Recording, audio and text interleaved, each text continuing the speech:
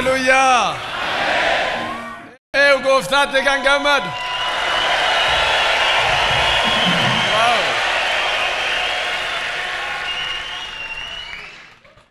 Galanni kun ilumatti isiniif ufa.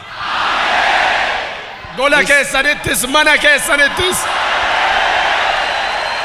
This thanksgiving will never cease even until you will go back home.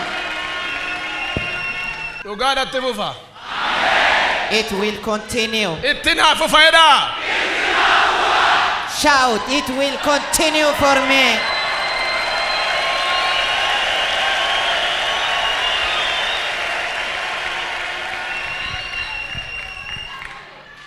Wow.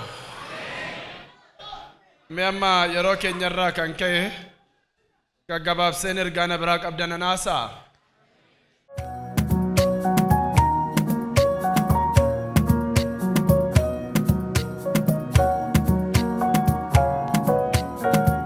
Let me continue the series of teaching because of the shortage of time. Fakkeenya 10:22 From Proverbs chapter number 10 from verse 22. Eebbi Waaqayyoo nama badhaasa badhaadhummaa isaa irrattis inni rakkinan dabalu. The Bible says, the blessing of the Lord shall prosper and it will add no sorrow. Eebbi Waaqayyoo nama badhaasa. Blessing of the Lord who makes rich. Badhaadhummaattis inni rakkinan dabalu. And it will never add sorrow upon it. Waasilittima. Let me tell you something. Wanti harka namaa keessaa dhufu rakkina qaba. Whatever comes from the hand of man have its own problem. As I have already said in the morning, Satan is a photocopy. When it will provide you with a single gift, it will provide you with 1,000 problems. But the blessing of the Lord adds no sorrow on your life. The blessing of the Lord makes rich, and it will add no sorrow upon it. So what is this blessing of the Lord? Let's read it. Ephesians 1:3. The Bible says, blessed is the Lord our God who has blessed us in all things.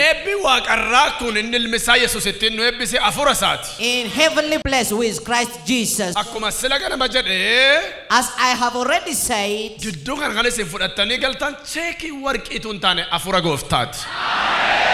this week you will meet no check but the Spirit of the Lord. It is His blessing. And it as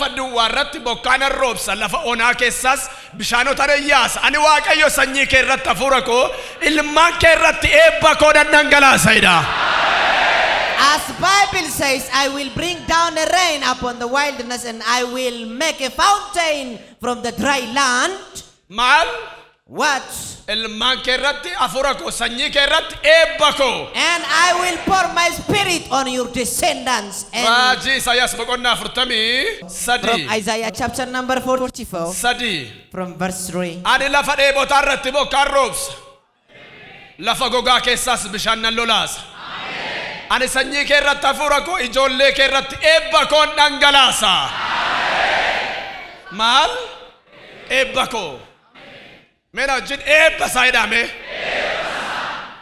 Says, for I will give you abundant water to quench your thirst and to moisten your parched fields, and I will pour out my spirit and all my blessing on your children. So this is the spiritual blessing will let you reach, and it will never add sorrow upon that reach. It will never add sorrow. It will never add. I will bring out water from the dry land where there is no hope. Today, let me show you that your dry land start getting flourishing.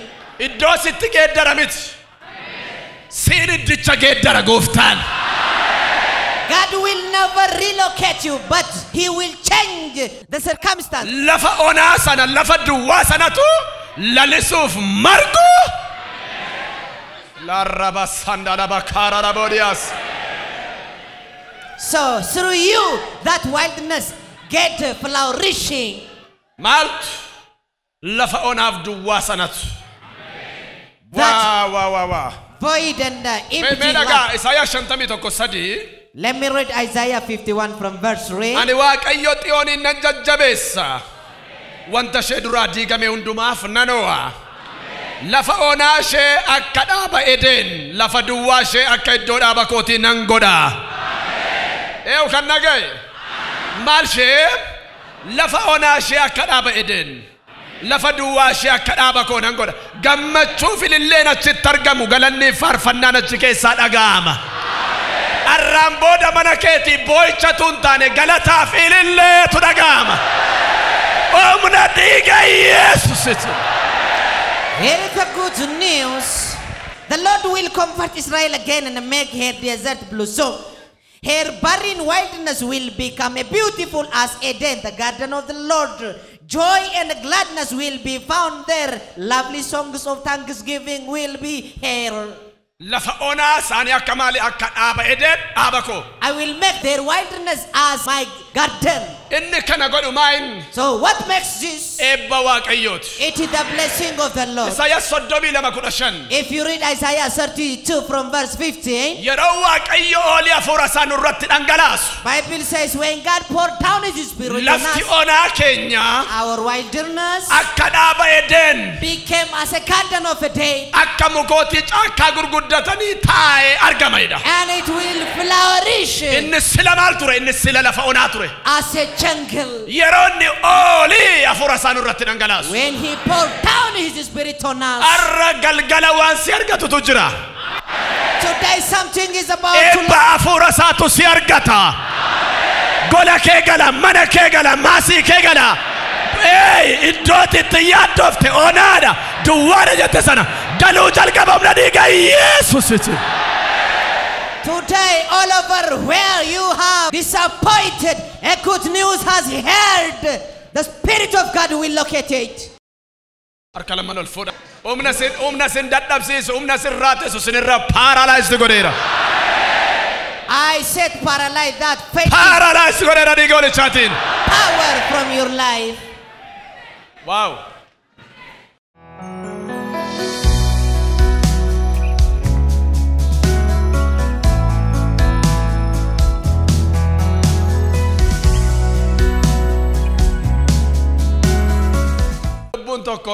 There is a soul in our midst.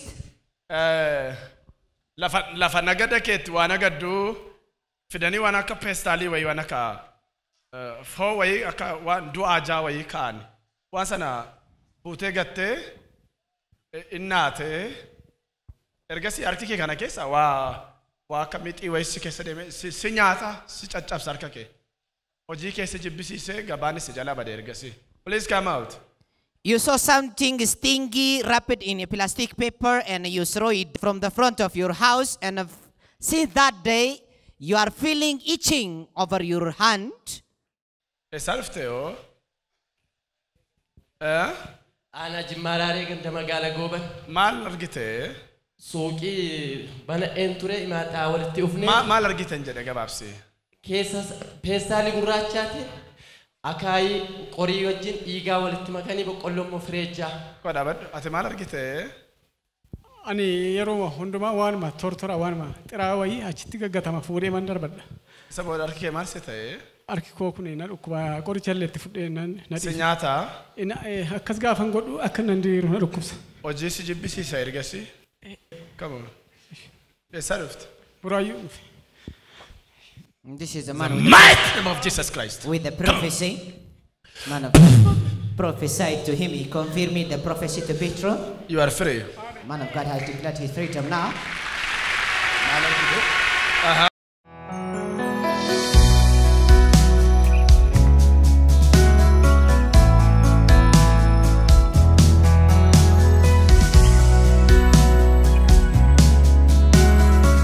Ani maqaan koo Fiqaaduu Fayyisaa jedhama. Kan irraa dhufe magaalaa Buraayyuu ganda Buraayyuu Gafarsaarraati. sagalee raajiidhaan natti dubbatame naannoo hojii keetti waan gatame an argite irraa kan ka'e harki kee tokko adoodes dhukkuba jennaan eeyyee anadha jedhee ba'e sirriidha. Achi booddee immoo bilisanaan jedhanii wantuma hundumaattu bilisan ba'e jedheen amanee fudhadhe. Waan Waaqayyoon natti dubbate sirrii. Suuqii koo keessaan foon tokko argi feestaaliidhaan. Suuqii kee keessaa ergasii maal taate? Argi kun dhukkubee ture. Out! This is again another man with the same prophecy receiving Raba, you are free. divine encounter. You are free. Maal agartee? Foon hin argi feestaalitti. Maal kee bira? Iddoo gaaraajiin qaba. Gaaraajii. Garaajii. Ana biyya daachuudha. Out! You are free. Come on. Mana baabura. Out! In the name of Jesus Christ. Go!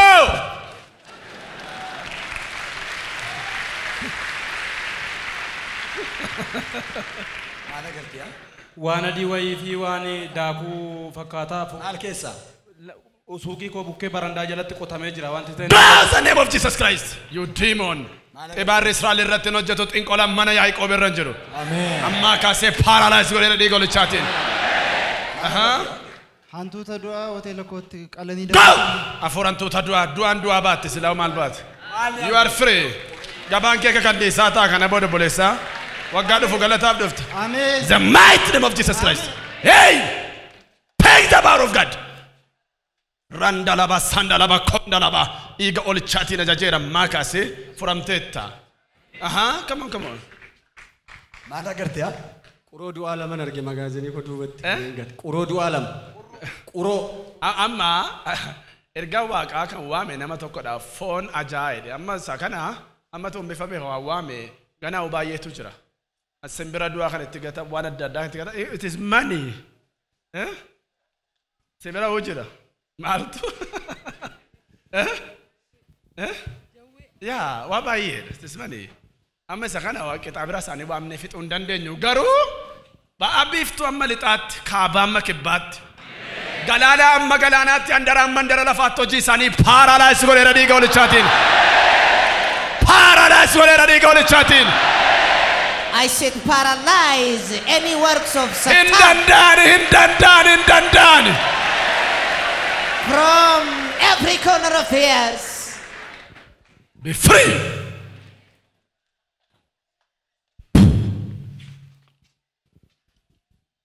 Maal argite? Ani odoo suuqii onnoo uffata. Out! Hey! The mighty name of Jesus Christ. Sammuu qabee jira isa. Okay, maal inni fidde kun? Suuqii keessatti na jalaa gatanii balbala isaatti na jalaa gatanii yeroo fuudhumoo harki koo. Harki achi maakeetti gatu wannooti qabachi. Harki kee maal ta'e isa booda? Harki koo akkasitti na kokkattaa'e. Olfee banuu danda'a. Eeyyee. Laasee xanni waan urgaan baattu ajaa'ibaatti malee. Come on. Hey! Kas. Make a shout out to The him. mighty name of Jesus Christ. Hallelujah. You are free. Hey!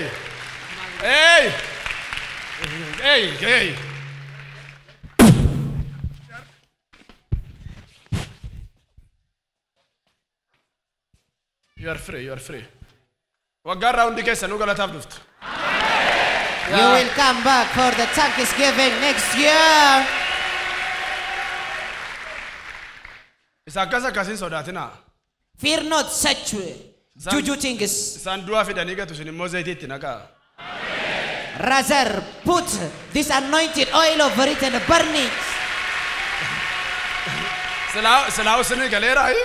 Inni bishaan araaraa zayitiin kun maal adda addaa qophaa kun isa ishee junii funaantu sanaaf qoricha isheedha. For this is its medication. Yeah, rasa, thank you. Now keep waving out your hands. Eebbi Waaqayyoo nama badhaasa badhaadhummaa isaa irratti rakkina hin dabalu. The blessing of the Lord. Rakkina hojii kee irra bara kee irra jiru kaaseera dhiiga olichaatiin. Kaaseera. Noorata. Kindly be seated. Qabxii lamman dubbadheen sinii karadha. Ganama silaa Waaqayyo maaliif nama eebbisa jedheen tokkoffaa akkati Waaqayyo eessa jira jettee hin gungumneef hin jedhe. So in the series of teaching in the morning, I have said the purpose of your blessing is that you will never deny the Lord because of your lack. Lammaffaan itti fufa. I will continue the second. Waaqayyo maaliif sin eebbisa inni lammaffaan. The reason why God bless you, for the second purpose of God, hojii wangeelaa akka sin hojjettaniifidha. Nama sin bira jiruun hojii wangeelaa akka hojjettu fedhaani. God blessed you so that you will sponsor work of the gospel. Maal goone amma qabeenya. So what's the advantage of your prosperity? Ammame waan barbaadan kam yoo sinii ta'e. Whatever you have. Gaafa duutanii sin bira dhaqanii bitaa mirga keessan hin kaane qabeenyicha. When you will die, it will never be buried with you. Uftaa isa jiru uftaa. It will be for the living. Akkuma qullaa dhufte qullaa dhaqanii biyyoo keessa si kaa'u. And they will bury you naked as you was born naked. Senigala. Do you understand this? Waaqayyo kan inni nuu kennuufi. So the reason why God is giving us a treasure hojii wangeelaa akka hojjennuufidha. is so that we shall sponsor the work of the gospel. Hojii wangeelaa hojjechuu jechuun madraki irra baanee lallabuu duwwaa miti. So to do the work of evangelism is not to preach the gospel being on the stage only. Akka jedhu macaafni. For the Bible says, warri dirree waraanaa dhaqee loles warri mi'a eeges boojuu wal qixxeedha. for the army in the battle and the keeper of the armor will receive the same reward. The fighter at the battle and the keeper at the home of that armor will receive the same reward.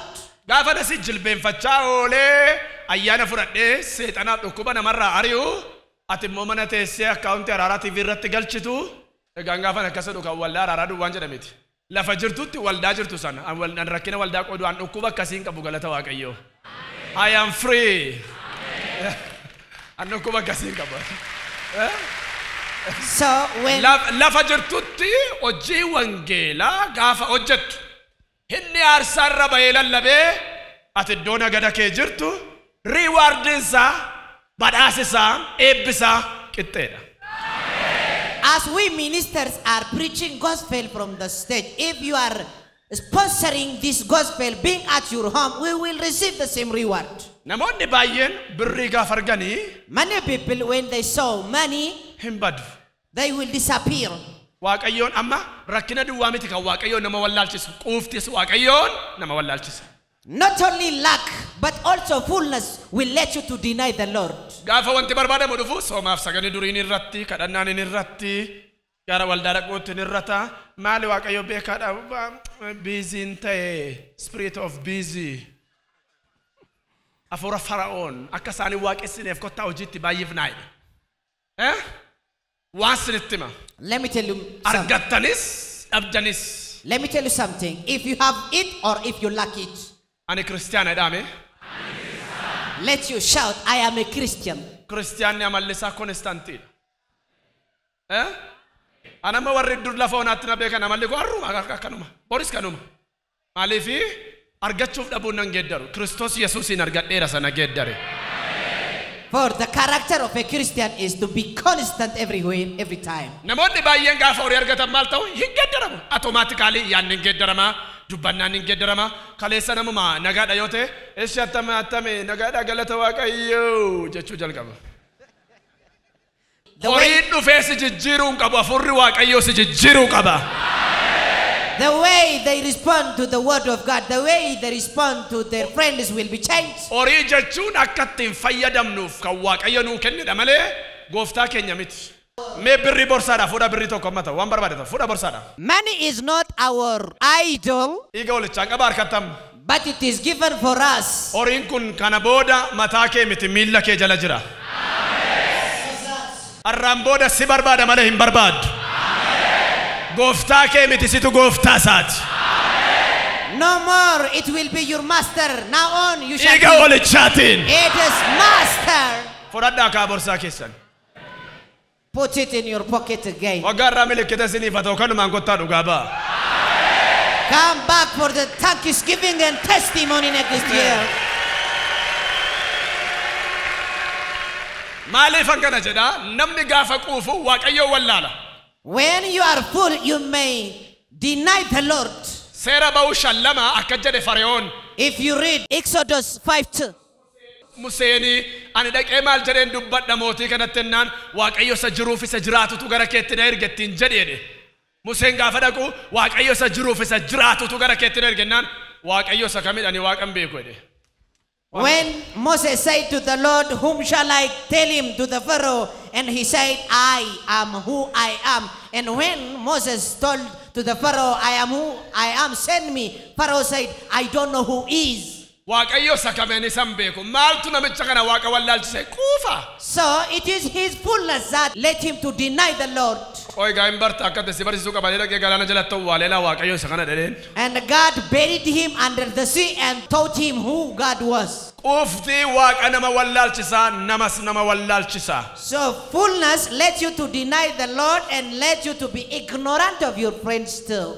Akka jedhu keessa deebii jaakudhan. If you read from Deuteronomy 6:10, Waaqayyo gooftaan kee isa sii kakate jedha. what the Lord your God has vowed for you, Isa maal ta'e isa sii kakate. which he has vowed for you, Mandaratiin ijaarteetti hin dadhabinitti dhaqee gaafa si galchu. when he lets you to enter to the city you have not built, Wayinii ofii kee irraan dhaabinirraa gaafa cirattee nyaattu. when he lets you to collect the fruit of the grape from the Boolla bishaanii soqinirraa dhugdee gaafa qabbaneeffattu. tree you have not planted and that draw a well from which you have not digged out. Mandaraaf manneen mi'a gaggaariidhaan guutametti gaafa galtu. When you get into the beautiful city you have not built, Quuftee ana Waaqayyoon akka hin irraanfanneef na sodaadhu jedha saba sana Waaqayyo. God said to that nation, be careful not to forget me. Maal ta'ii na sodaadhu. Be what? Be careful. Quuftee owwallaaltee akka hin banneef anaan maal ta'ii sodaadhu. Isa mana garbummaatii si baasee akka hin daganneedha. Not to forget, I, your Lord, who draw you out from the Waaqayyoon nama baay'ee maaliif eebbisuu dhiisa beektuu dhoksaa isaan sinitti hima. house of slavery. Do you know why God is not blessing many people? Namicha jalaa bada namicha dhabuu waan hin barbaanneef gooftaan jalaa qaba. It is because so that that man will never be disappeared. Malee Waaqayyo si eebbisuudhaaf nu gooftaan keenya nama waliin caalchisu. Maalin ta'u? Waliin caalchisu. Our Lord is impartial.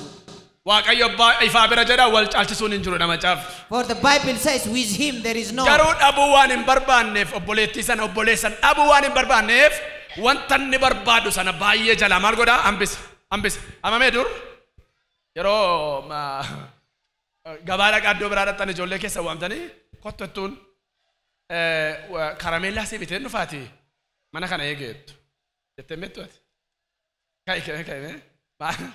karameellaa si bitaa koshoroon si bitaa mana maal godhe eegin jedhanii dursiin jedhanii beekumaatiin akkasiin jedhanii beeku. amma atuu sana irra dhufanii har'a karameellaa si bitaa mana eegee ni edda. Hirmaniika.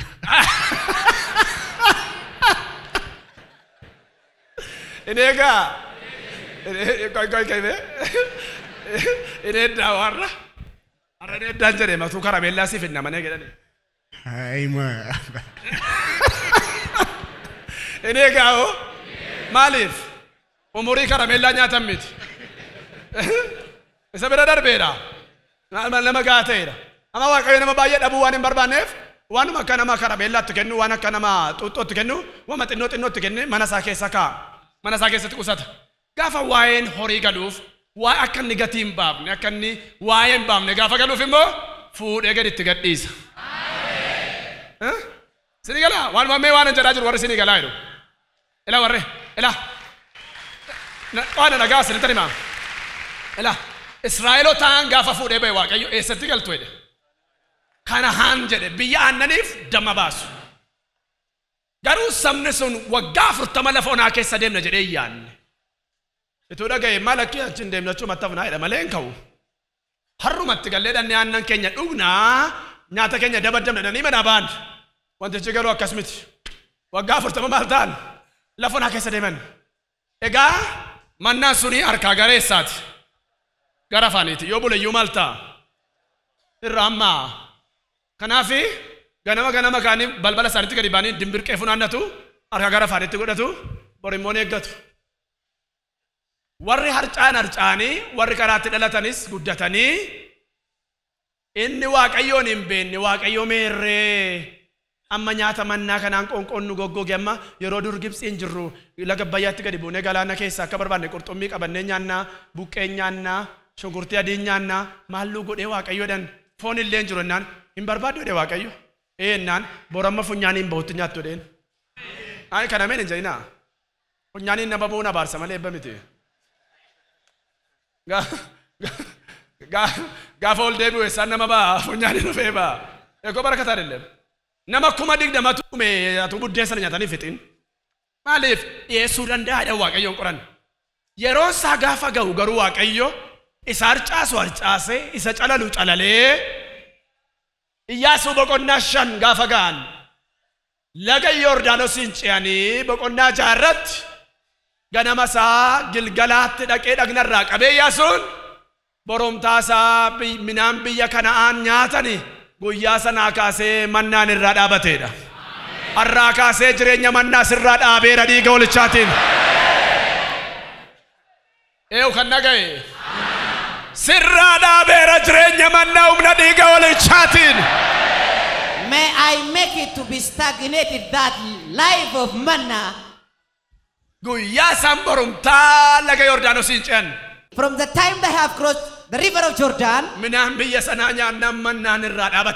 after they have the fruit of the land, that manna ceased dropping. God has not fainted to bless many people, but many people are committing sin with the money God gave them. They are big disappearing. Do you know why God collects you together today? The first thing is to bless you physically, to bless you spiritually, to stabilize you in your faith. So the Lord warned to house of Israelites saying, be careful not to forget me. When this money came, it is God's will so that you will wear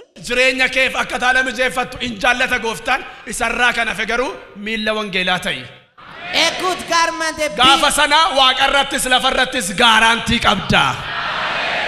that is not only sufficient, but you have to sponsor the gospel too. That day you will have a good reward in heaven too.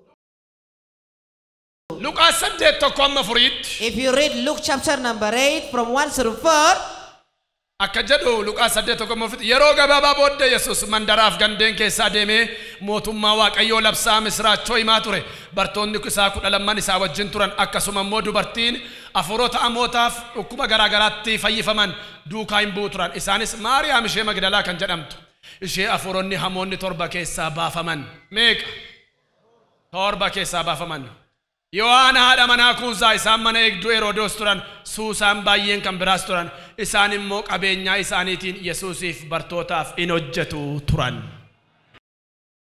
Maal isaaniitiin qabeenya isaaniitiin Yesuusiif bartootaaf in hojjetu turan. This the Bible says. Afterward Jesus began tour of the nearby towns and the village, preaching, announcing the good news about the kingdom of God. He took these 12 disciples with him, along with the same woman who had been cured of the evil spirit and the disease. Among them were Mary Magdalene, from whom he had cast out the 7 demons, Joanna, the wife of Chuza, and Herod, the businessman, nature, Susanna, and many others who were contributing from their own resource to support Jesus and his disciples. When you sow your resource upon the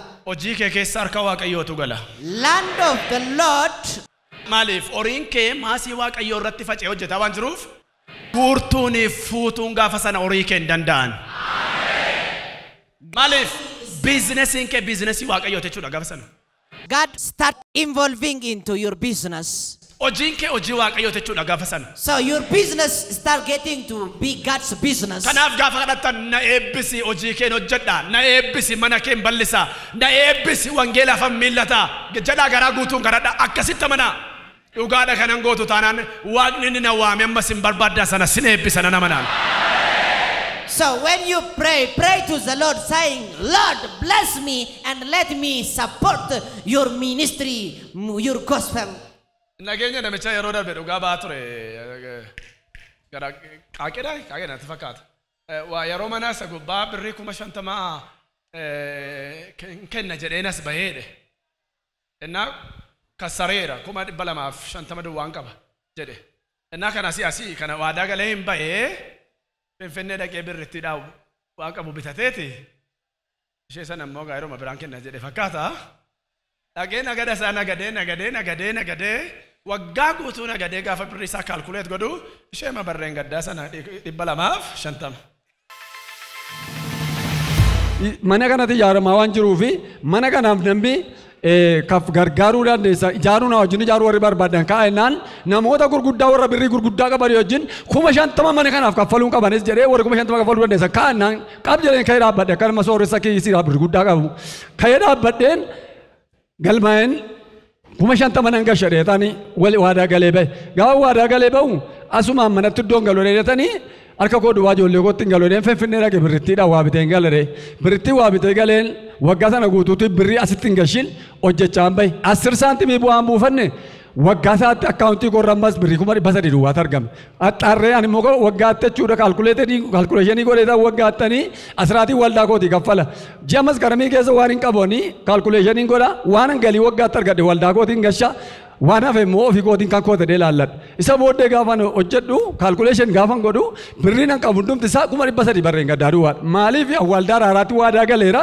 waldaa araaraatti birrii hin laanne maaliif yoo birrii gaannarra raati nan kenna birriin koo fooyyee qabaatanii odeetii gaafan godhu odeetiin koo zeeroodha isa booddee akkasii ani waldaa araaraatti waadaa galeen jiraadha birrii 350 daannarra rakoo isaabii qommala 50 jedheen akkasitti qabadhee isa booddee nan dhufe paartinariitu waamnaan paartinarii dhufe mucaakoo wajjiniin achumaanis na dhukkubee ture dhufeetanii yeroo koronaa keessa naa kadhatanii isas fayyeen dhaqee paartinarii birrii 2,000 koo kaffaladhee akkaawuntii waldaa araaraatti immoo dhaqee 50,000 bicha kaffalee 250 bicha herrega koo irratti naafte isee fudhadhee Finfinnee dhaqe 2013 jechuudha Finfinnee dhaqeen qodaa bitadhee mana kootti gale gaafan galuu qodattiituun gurguruu maal jira mucaan tokko irraa kooti yeroo ijoollummaa wajjin guddanne birrii 400 siin ergaatii itti dabalitti buna bitadhu naan jedhe ameen jedhee fudhadheen birritti fudhadhee isee sana ammee gurguraa buna bitee Waaqayyo haala naa mijeessee bunichas bitadhee birrii 250 irraa qodaas gurguree maal jedhee birritti cocoradhee birrii namichaa kaffalee raawwadhee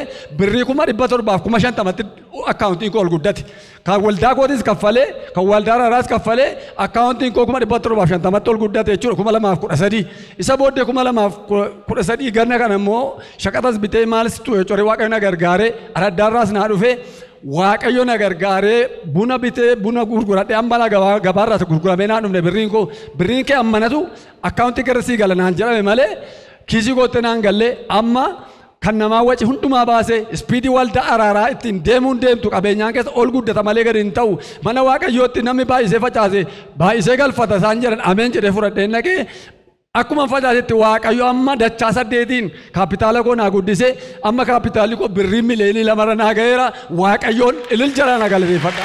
Ayyaa foorichaa gooftaa galata.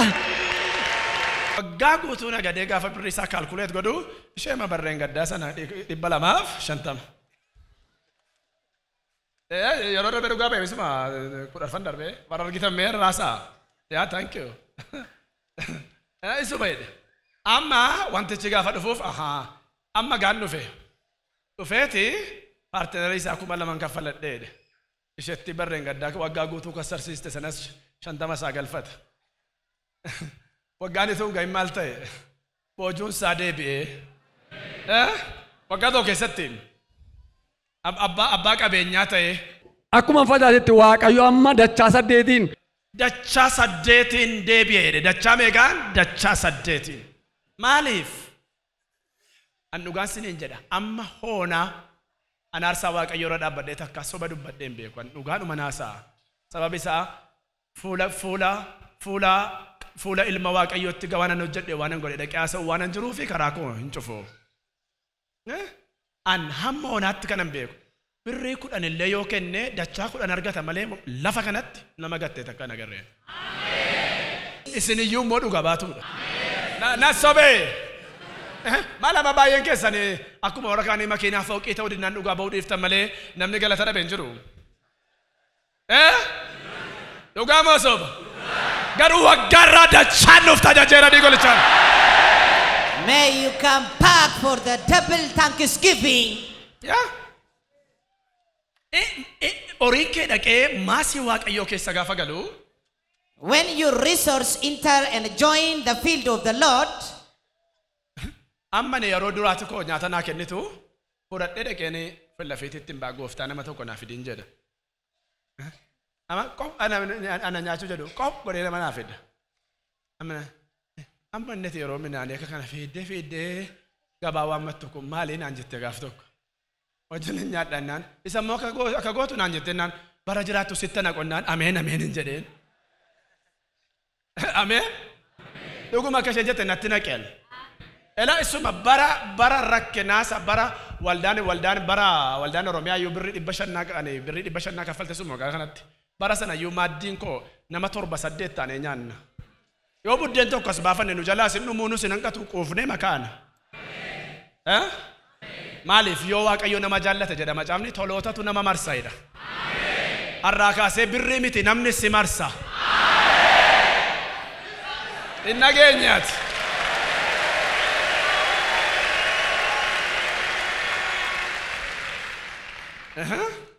La kan fooliin kee hojiin kee namatti ajaa'ibe kan namni sirraa gore. Si barbaadu kana booda diigolichaatiin. If you will. Si barbaadu. You have received a favor now on. Yeah, thank you.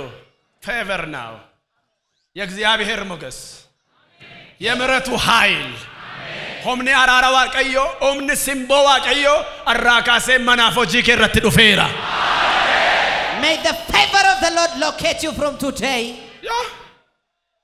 Kanaaf miila wangeelaa akka taanuuf malee oricha nyaanneetti fudhannee akka bannuuf miti. So the reason that God has blessed mee waan sinitti hima arra addunyaa kana irratti jallinni biyya lafaa irratti akka bal'atu homosexualitiin hammeenyi jiru kifaatullu indisfaafaa biyya lafaa irratti akka bal'atu kan godhu dudduuba kan jiru abbaa eenyudha abbaa qabeenyotaatiin warra seexanni kaase.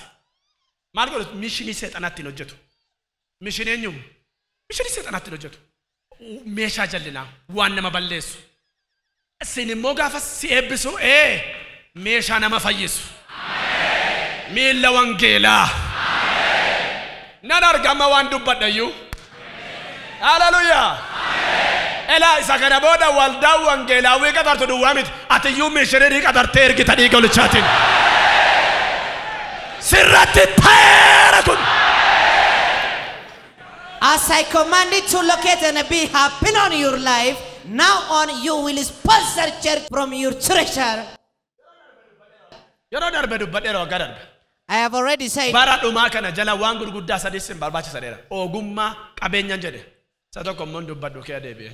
On the last year conference program, you need 3 things at this in time. Wisdom, treasure. Maaliif seexanni qabeenyaan nama bituu barbaada. Nuyi bitamaa birrii miti bitamaa Yesuus nuyi.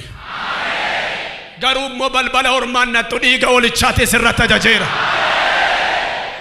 Hinnattu dhiiga olichaan. You will never be wanderer over the gates of a stranger. Oriin gaafa dhufu. So when you have a money, ofumaa nyaanne akka duunuuf miti. God has not given us so that we will eat and die. Kannitaniif hin irratu. It will never get down. Anamma waggaa erga maskaram bari amma elaa kaleessu maskaleessa as mana barumsaa tokko birrii miliyoona tokkoo fi tuqaa sadiin ijaarsiseen warra maalee isaanii yeessotaaf inni ijaarsiseen eebbisiiseen dhufe kaleessa sumala kunoo duuba kana. Amma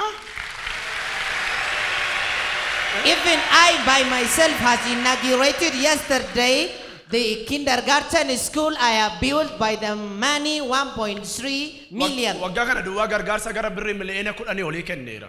And I have aided. Garuun irratti. Odaan sassattuu hin guutudha macaaf. A money estimated to be 10 million since the beginning of this year.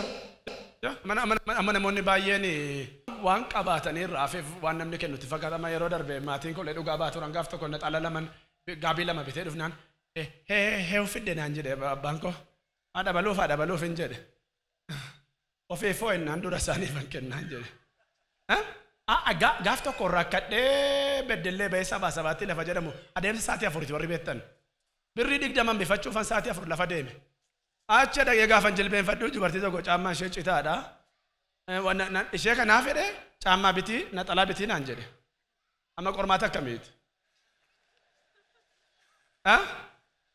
dhuguma siin jedhe qormaata akkamiiti amma isheedhaaf caammaa birrii koongoo birrii kudha yeroos birrii kudha lama ta'e 8 ta'een beeku bitee fi naxalaa bitee fi galee akka haruuyyuu ta'e garuu immoo bagan godhee fedhe amma nan taa'e namni tokko naman hin beekne gimbiirraa bilbileeti birrii 1,300 bara sana miliyoonaa bara sana namni mobaayilii qabatu 96 birqiidha amma gaafa namni hello jedhaa deemu namni fedhee nama laala ani 1996 1600 mobaayilii tokko hello jedheen qabachaa deematu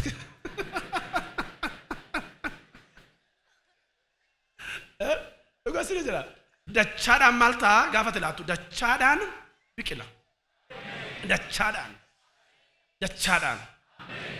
So when you sow on the field of the Lord, God will give you double harvest for your seed. Milla Wangeelaa ta'uu kan barbaadu. So who is willing to support? Dhugaam. Arraa kaasee siin karadha liqeessi malee liqeeffatin. The work Siyaa of the barbaadu gospel. malee hin barbaadin. Lafa miilli kee ejjete sana eebba godhee sii kenneera.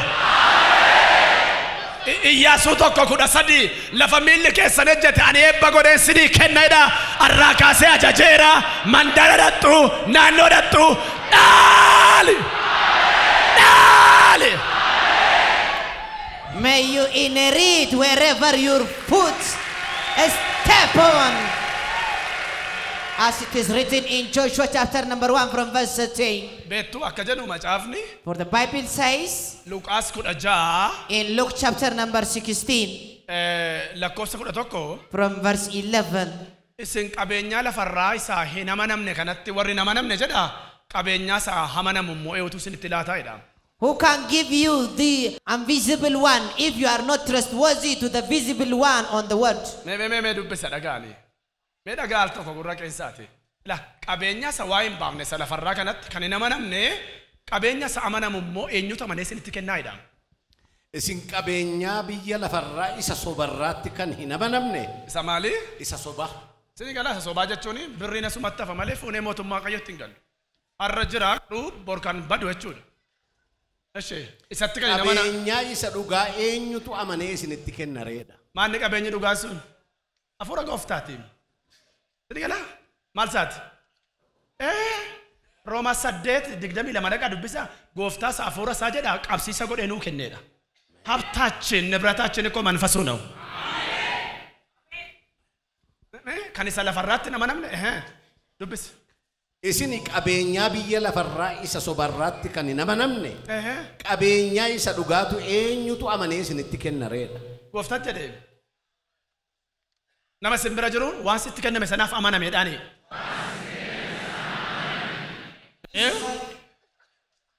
Kan gootetti akka barbaaddetti hin ta'in keemiti gooftaa si kenne. This is what the Bible says in Luke chapter number 16 from 11 through 12. And if you are not untrustworthy about the worldly wealth, who will trust you with the true riches of heaven? And if you are not faithful with other people's things, why should you be trusted with things of your own? Waaqayyo tal tokko maallaan jedhe beektu? Do you know what God have said to me? Waggaa 12 har'aati. 12 years ago. Amma nan karadhaa natu man karadhu yeroo baay'ee lafa rafuun jalladha. Achuman firaashirra gadi ciise duddina dhukkubnaan. Na abjuu tokko arge. As I was praying, I just slept and saw a dream. Na maalan argaa? In my dream, TV Joshua arge. I saw TV Joshua. Amma mana fokkisaa wayitti gala naannoo isaa xinnoo dhagaadhaan hidhamaadha garuu mana fokkisaa wayitti gala naanane maal lamichi kunoo nama on gargaara maaliif mana akkasiitti galaan jedhe ilaalee abjuu sana keessa jennaan namichi tokko akka keessan akka taayiltoota Itoophiyaan ofiif hin jiraatu namaaf jiraata naan jedhe ennaan achi ka'e nan boo'e maala gooftaan mana kiraattan gala ofii koyyuu rakkataa dha'oo maalan jiraadhee kana natti fiddee ennaan har'aaf miti boriif of eeggadhu siin jedheenii naan jedhe.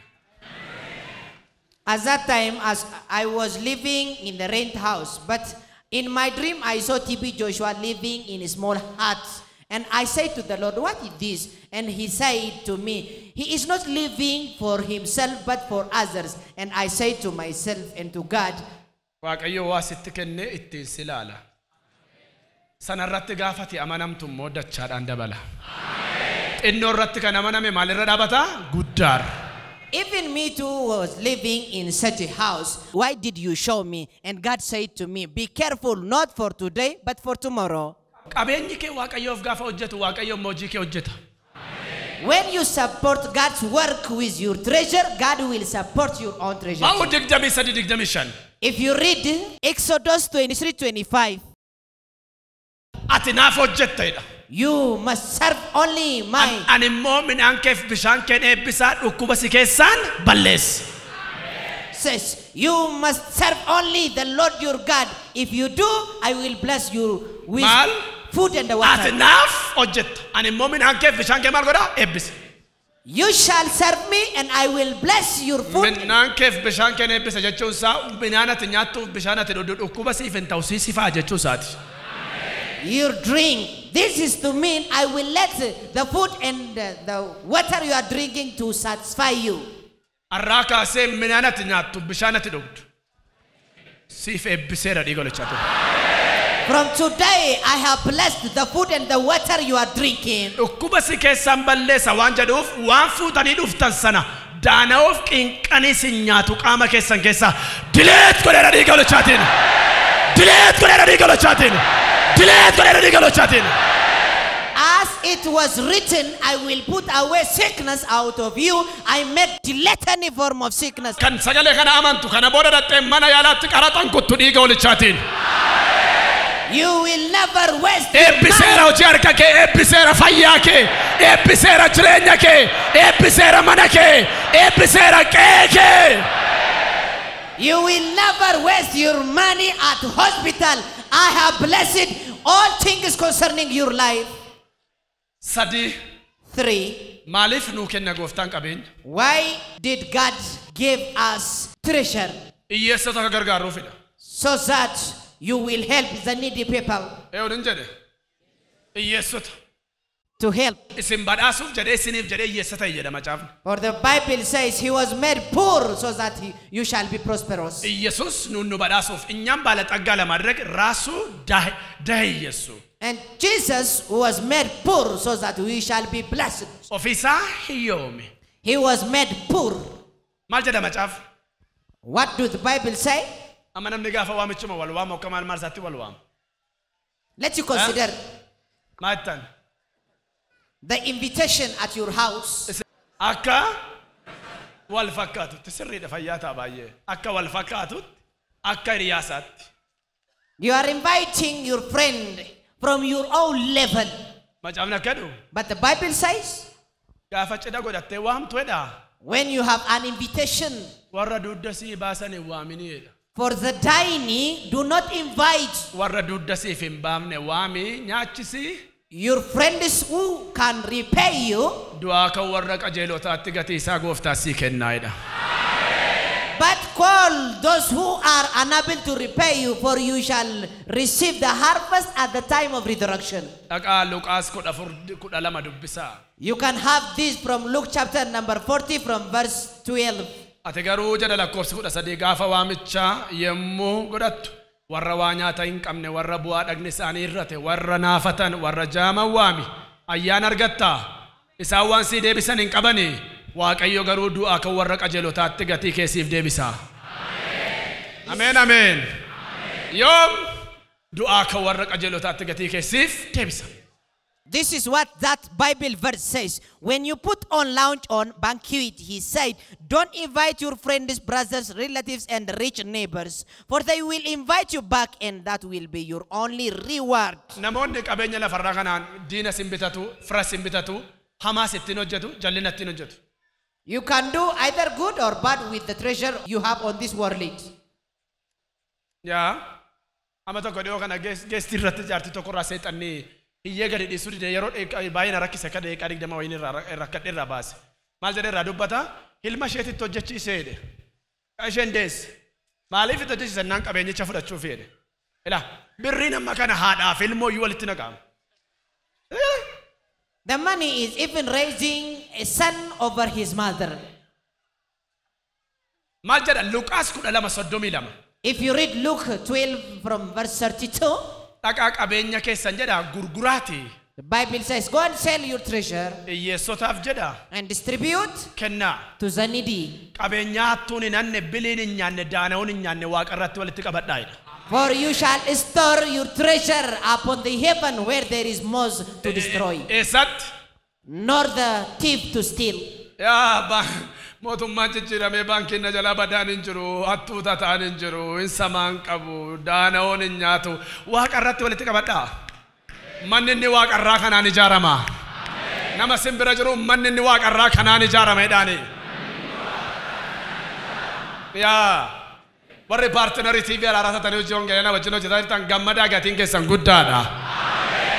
Partners of ARARA TV, congratulations, for your reward is so great in heaven. Qabeenya hattuun hin nyaanne daana'uun hin nyaanne hattuun hin hanne waaqa irratti walitti qabadha. Namni hiyyeessa gargaaru akka nama Waaqayyoof liqeessuuti. He that helps the needy is as the one who is lending money to the Lord. Waaqayyootu gatii isaa deebisaaf yoo. For God will reward him. Faarsaa 41 lakkoofsa 1-3. In the book of Psalm 41:1-3, namni isa dadhabaaf yaadu gammadu. the Bible says, Waaqayyo guyyaa rakkinaatti isa yaada ta'u. Yoo ol galee siree isaa irra ciisellee siree isaa hin hafaafiidha. Gojomii diinota isaatti dabarsee isaa hin kennu. Mee dubbisi. Ama amaariffisa halgaa'u irraa suu yaanaxxifillata. Akkana jedha. Namni isa dadhabaaf yaadu haa gammadu. Waaqayyo guyyaa dhumaatti isa hin oolcha. Waaqayyo isa hin eega. Jireenya isin kennaaf biyya isaa keessattis gammadee in jajama. Yaa gooftaa ati gojomii diina kootti dabarsitee anan kennitu jedha. Warra naanna'anii gojomaan sanatti maaliin godhu? Dabarsee laatu. Hin kennu maaliif namichi fira Waaqayyooti? Fira yooti? Hidhii cicciininnatu lafa dhidhiitu malee hin argatan. Iluma naanna'anii gururi'u malee. Amma naan dubbadhu kana saroota baay'ee sinirraa hidhaman hin argaan. Dhugaa. Mootiivii keessanii fanaa saamiti. Yesuus Kiristoos waa baay'ee sinirraa hidhee jira. Hidheera.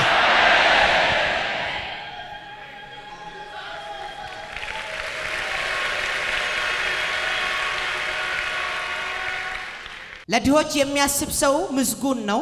እግዚአብሔርም በክፉ ቀን ይታደገዋል። እግዚአብሔር ይጠብቀዋል፣ በሕይወትም ያኖረዋል፣ በምድርም ላይም ይባርከዋል። ለጠላቶቹም ምኞት አሳልፎ አይሰጠውም። ታሞ ባለበት አልጋ ላይ እግዚአብሔር ይንከባከበዋል። በበሽታውም ጊዜ መኝታውን ያነጥፍለታል። አዎ አከሰጋ This is what the Bible says. ከናፊ qabeenya kan sinii kennuuf tokko akkasin Waaqayyo eessa jira hin jenneef. So God will bless you with a money or treasure so that you will never lama akkasin miilla Wangeelaa taataniif. Deny him so that you shall sponsor the gospel. Sadi akkasin fira hiyyeessaa taataniif. So that you shall be friends for the needy.